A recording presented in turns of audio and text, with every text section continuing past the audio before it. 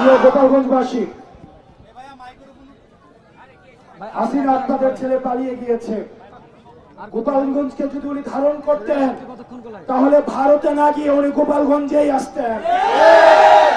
উনার মতো স্বার্থপর উনি উনার ফ্যামিলির মানুষ ছাড়া গোপালগঞ্জবাসীর কথা একবারও ভাবেন না।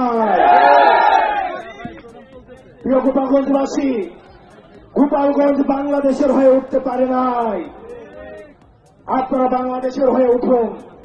আওয়ামী লীগ পরিকল্পিতভাবে গোপালগঞ্জকে বাংলাদেশ থেকে বিচ্ছিন্ন করেছে, ভবিষ্যৎ প্রজন্মের ভবিষ্যৎকে সংকটে ফেলেছে।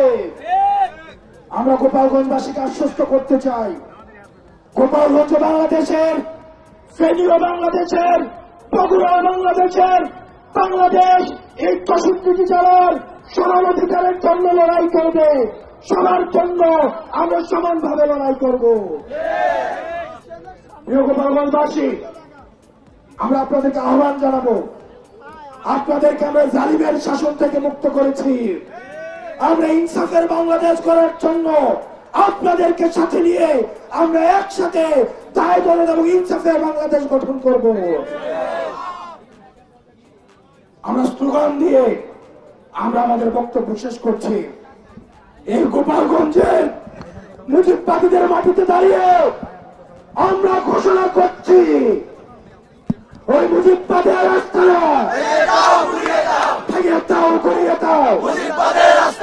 মুজিববাদের আস্তানা ভেঙে দাও, ঘুরিয়ে দাও। ইনকিলাব, ইনকিলাব, জিন্দাবাদ, জিন্দাবাদ। মুজিববাদ, মুজিববাদ, মুর্দাবাদ, মুর্দাবাদ। মুর্দাবাদ, মুর্দাবাদ, মুজিববাদ, মুজিববাদ। মুজিববাদ, মুজিববাদ, মুর্দাবাদ, মুর্দাবাদ। ইনকিলাব, ইনকিলাব, জিন্দাবাদ, জিন্দাবাদ। কোথায় কোথায় বাংলা ছাড়, বাংলা কি তোর বাপদাদা? এই দেশ সমাজ দেশ, বাংলাদেশ, বাংলাদেশ। ইনকিলাব, ইনকিলাব, জিন্দাবাদ, জিন্দাবাদ। মুজিববাদ, মুজিববাদ, মুর্দাবাদ, মুর্দাবাদ। এনসিপি, এনসিপি, জিন্দাবাদ, জিন্দাবাদ।